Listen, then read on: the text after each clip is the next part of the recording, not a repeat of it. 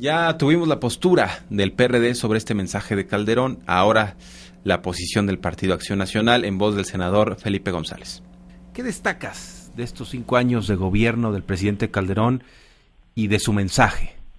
Bueno, mira, en primer lugar yo veo a un presidente pues que llega convencido de que ha estado desde su punto de vista y de las necesidades de lo que tiene la República, de haber estado cumpliendo con un programa de gobierno para tratar al máximo de resolver los problemas que aquejan al país.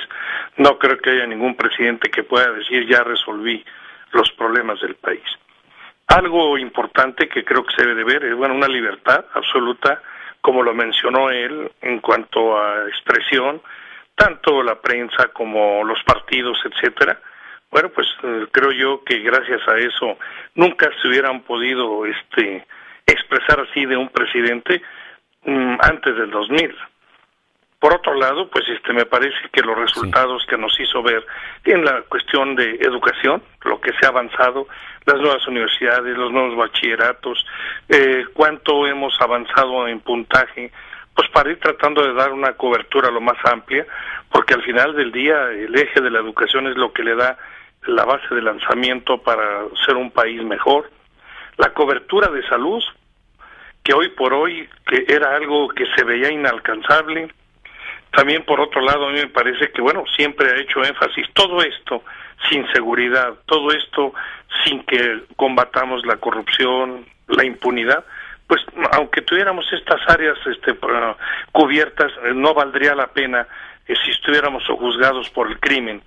Y también su reclamo de que verdaderamente todavía, a pesar de esta gran batalla que se está dando en contra del crimen, este gran esfuerzo, pues sigue habiendo lugares y autoridades que no han hecho lo que les toca. Y a mí me parece que está claro, los resultados del Sistema Nacional de Seguridad Pública pues no señalan verdaderamente quienes no han intentado ni siquiera cumplir con su obligación. Senador, dado el panorama en términos de inseguridad y los problemas económicos, ¿no les deja el presidente Calderón a ustedes, los panistas, pues una situación muy cuesta arriba en lo que hace a las elecciones presidenciales del próximo año? Bueno, mira, en cuestión económica, el país tiene sus finanzas estables, es uno de los pocos países que no han sido arrastrados por el viento negro, ve lo que le está pasando a los europeos, los mismos Estados Unidos hoy, lo único que le queda fuerte es su ejército, pues gracias a eso pues siguen invadiendo ahorita países para quedarse con las materias primas. México ha hecho un buen papel, hoy el presidente inclusive en el CELAC, nosotros acabamos de regresar del Parlatino, se reconoce el liderazgo de México en este momento en América Latina, ante la nueva perspectiva de que América Latina sea un actor importantísimo, primero en la solución de sus problemas, pero segundo en una unidad que siempre ha sido una quimera, siempre ha sido algo que se habla mucho de él y nunca se ha logrado. En este momento, después de su informe, inauguró la Convención de los Países del Pacífico, Asia-Pacífico. Los latinoamericanos que tienen costas en el Pacífico están en este momento haciendo su programa, su proyecto con respecto a la próxima reunión que tendrán con los países asiáticos. O sea, hay un dinamismo en relaciones exteriores de nuestro país, nuestra presencia en todos los foros ha sido muy digna, ha sido la de un país que quiere estar insertado en este concierto de naciones en una búsqueda de mejor nivel para todos sus ciudadanos. Senador, pero el tema es que también hubo una promesa y nos dijo Calderón, voy a ser el presidente del empleo, y ya no será el sexenio del empleo en los términos en los cuales él se comprometió. Nos dicen, es que la crisis vino de afuera. Bueno, como sea, senador, ahí hay un asunto muy pendiente. Bueno, sí, Jorge Armando, pero ¿cómo estaría el empleo si no hubiera agarrado a México con disciplina, si no hubiéramos podido recuperarnos cuando menos a los niveles que teníamos antes de esa crisis, cuando tienes tú países con más del 20% de gente en desempleo, con problemas sociales como Grecia, como Italia, en Estados Unidos mismos con un nivel mucho más alto que México en materia de desempleo? Digo, defendió el empleo. Si él hubiera sabido que venía esta crisis, seguramente que Calderón no hubiera prometido que iba a ser el presidente del empleo. Todo estaba dado por la estabilidad con la que recibe el país el del presidente Fox para poder seguir adelante y verdaderamente tener un país que tuviera un mínimo de porcentaje de desempleo. Sin embargo, también hizo un ofrecimiento. Hoy estamos entrando al 6º año y voy a seguir trabajando como hasta la fecha. No es un presidente que baja la cortina, no es un presidente que le está preparando un error de diciembre al que viene, no es un presidente que cree que ya hizo lo que tenía que hacer y ahora un año más bien administrarlo de la política, ¿no? Senador, ahora, sí, te escucho. Por supuesto, te decía, siempre habrá asignaturas que se tendrán que mejorar y que llevar a cabo. Por supuesto que se tienen que hacer. Pero dime tú, hace 5 años, ¿qué ejército teníamos? ¿Qué marina teníamos? ¿Qué policía federal? Ni siquiera teníamos. Había muchos soldados que se ven encuadrados ahí que se estaban ya desertando, ¿no? Sobre ese tema, senador, que es una de tus especialidades, te pregunto, ¿cómo se puede sostener? ¿Cómo un país puede decir vamos en la ruta correcta cuando hay 50,000 muertos en el horizonte? Mira, Jorge Armando, ¿quién los mató? No, ellos pues, mismos.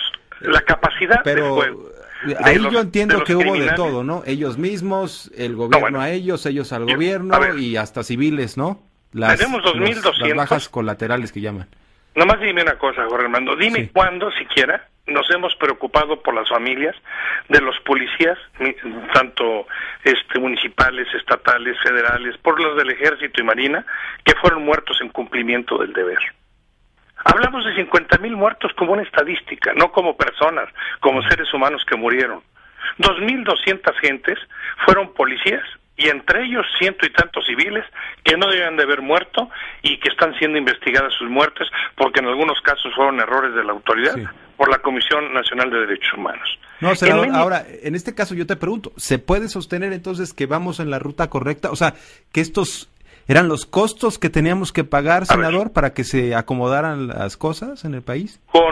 Con el ataque o con la lucha que se da contra el narcotráfico o sin ella, ellos se iban a matar, iban a tener los 40 y tantos mil que ellos se han matado entre ellos. Esas son muertes por territorios, por guerra entre ellos mismos, porque quieren dominar a los otros cárteles. Ellos no iban a pedirle permiso a una autoridad. Ellos ya habían permeado policías, íntegras policías de muchos estados, trabajaban ya para el narcotráfico. Y lo estamos viendo.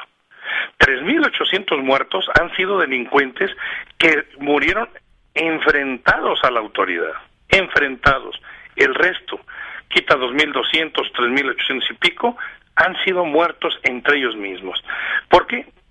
Son sanguinarios. ¿Cuándo habías visto que se decapitaran? Las torturas a que han sometido a varias de las gentes que se han encontrado sacrificadas por ellos es algo que tú dices, bueno, ¿cómo un ser humano es capaz de llegar a tanto en contra de un semejante de él, ¿verdad? Sí. Entonces, yo soy de la idea, Jorge Armando, con o sin la lucha contra el crimen, estos señores se iban a matar como lo han hecho, sin ninguna temor a estar cometiendo esas barbaridades contra otros seres humanos. En ese sentido, senador, ¿ya tocamos fondo? Mira, no habría que meternos en la mente de estos criminales. Ahí están todavía. Hay estados donde el mismo gobierno del estado y los municipios no han sido capaces en esa lucha de recuperar sus territorios, desafortunadamente.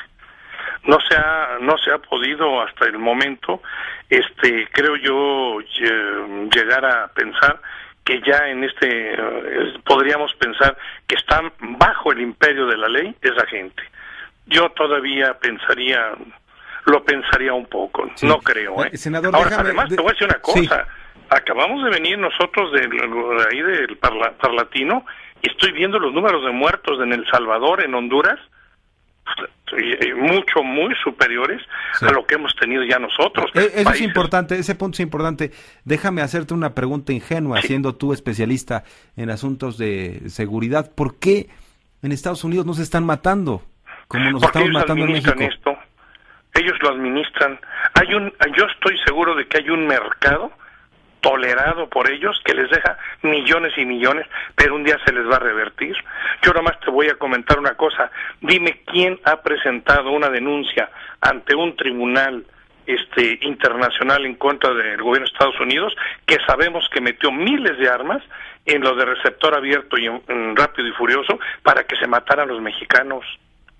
Yo casi estoy seguro que aparte del crimen, también nos quisieron desestabilizar. No te quepa duda. Sí, ahora, ¿no Fíjate, sería una inocentada nuestra que nosotros pongamos los muertos y ellos claro, el mercado eso, de drogas? Mira, yo pienso que México va en el camino. El presidente mismo, cuando estuvo allá en el Congreso en Washington, recuerda su discurso, que a muchos les pareció exagerado, su reclamo en California en contra de eso, y aún todavía la prensa no hacía público la investigación que tenían en cuanto a receptor abierto y Rápido y Furioso. Todavía no salía eso, ¿eh?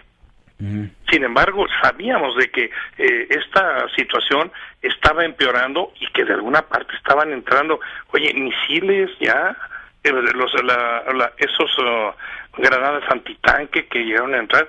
No era posible que ya armamento militar era el que estaban utilizando los criminales que están aquí en este país. Yo todavía estaba viendo en la CELAC al presidente Colom de Guatemala, ahora que estuvieron reunidos en Caracas, hablando de que tiene 2 departamentos tomados por el crimen y que necesita la ayuda internacional para poder dar la batalla y que va a recuperar ese territorio. No es posible dejar a su gente al arbitrio de ellos. Por ejemplo, mucha gente nos dice, oigan, hay que tomar nos decían el modelo Colombia, ¿no? Sí. Dije, bueno, y el modelo Colombia, ahora que estuvimos en Bogotá, el 21 y 22, me quedé pensando, bueno, de veras que nos ven la cara. Nosotros tenemos 1.930.000 y tantos kilómetros cuadrados. Colombia 1.130.000 y tantos. Ellos son 45 millones y medio de habitantes y nosotros 112.5 millones de habitantes. Ellos tienen 170.000 policías nacionales.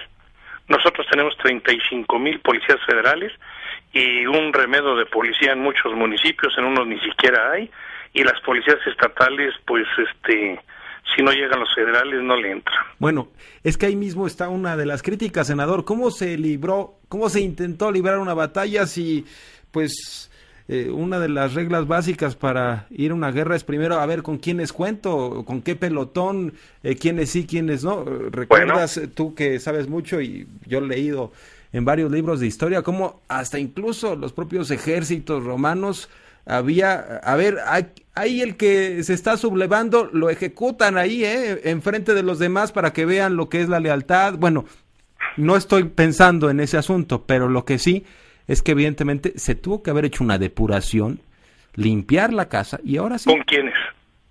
Mira, una depuración de las policías de todo el país. A ver. Más el ejército que, bueno. Sí, es que mira, ha sido complejo. Bien. Lo de Colombia, nomás para terminar, sí. 1/3 de su país sigue bajo la férula de estos señores de la FARC, el FLN y los paramilitares. Sigue con una cantidad de secuestros y homicidios terrible. Hace un poco tiempo todavía hablaban de 20,000 secuestrados en manos de las FARC. Hubo una gran conmoción porque ejecutaron a 4 o 5 de sus rehenes en un ataque que tuvo el ejército para quererlos capturar. Entonces, realmente, ¿cuál ha sido la solución? Inclusive ya tiene 9 bases en las que hay norteamericanos. La DEA, la CIA y todas se pasean como Pedro por su casa en Colombia. ¿En dónde ha bajado la violencia? ¿Cuál ha sido la solución? Yo pienso que México sí está. Me preguntabas, ¿vamos encaminados? Sí, porque necesitamos nosotros resolverlo. No necesitamos abrir nuestras bases a los norteamericanos. Al contrario, decían el otro día uno de los candidatos republicanos que había que sellar la frontera. Séllala, a ver, que no pase droga y que no vengan armas ni dinero sucio, y verás cómo se van a debilitar los cárteles, ¿verdad? Entonces, a lo que yo te decía es que dices tú, bueno, ¿y entonces con quiénes íbamos a hacer esta lucha en contra del crimen?